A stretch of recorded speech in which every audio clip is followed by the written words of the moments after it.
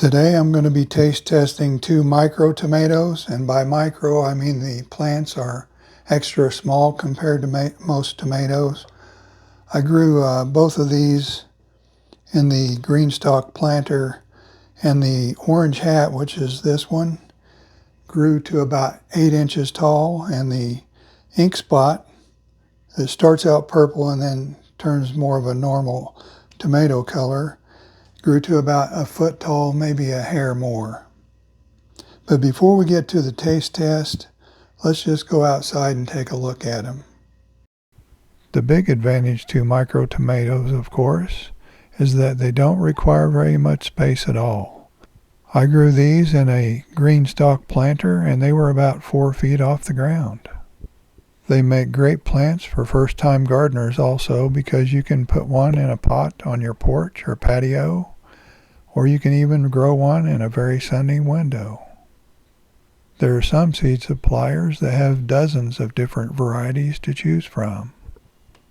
And with a good grow light, you can grow them indoors without any trouble at all, and have ripe tomatoes in the middle of the winter. The 2 varieties that I grew were Orange Hat and Ink Spot. By growing them in the upper levels of my green stalk planter, harvesting couldn't be any easier.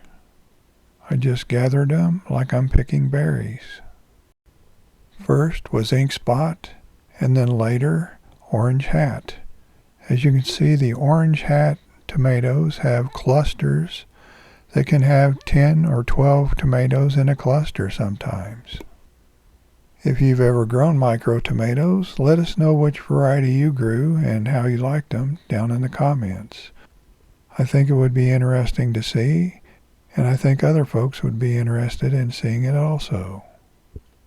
Now that we've seen what they look like growing in the garden, let's go back indoors and do the taste test. I'm going to try the Orange Hat first. I've grown these before. They aren't my favorite tomato to eat because I've kind of spoiled on eating so many Sun Gold and Sun Sugar this year. But they're very easy to grow and be perfect for somebody with just enough room for a small container. As you could see from the ones out in the green stalk planter, they're just loaded with tomatoes. And even though they aren't the best for taste, they're so easy to grow. I think they're a great one for a beginner to try. I'm going to go ahead and taste this one.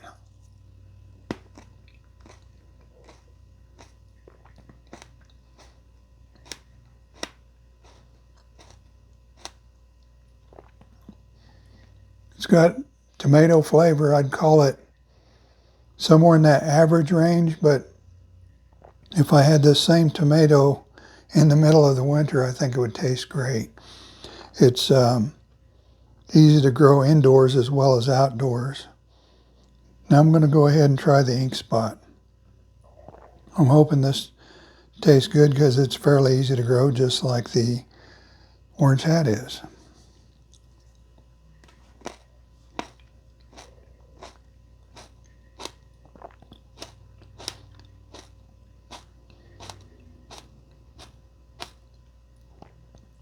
I'd call that pretty average tasting too.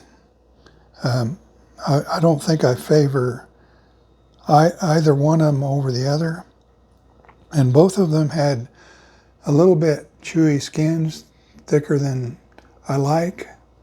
I don't really remember what the Orange Hat was when I grew it before, if it had thick skins or not. So if you've grown Orange Hat, let us know what you think about it, and if it had thick skins for you. Same with the Ink Spot. If you've grown that before, let us know what you think about it.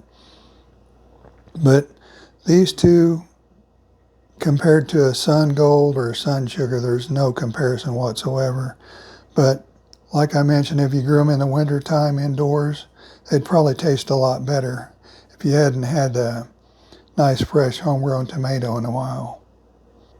As I mentioned, let us know what you think of Orange Hat and Ink Spot if you've grown them before. And if you're just now finding this channel and you haven't subscribed yet, please subscribe. Thanks for watching. We'll see you next time.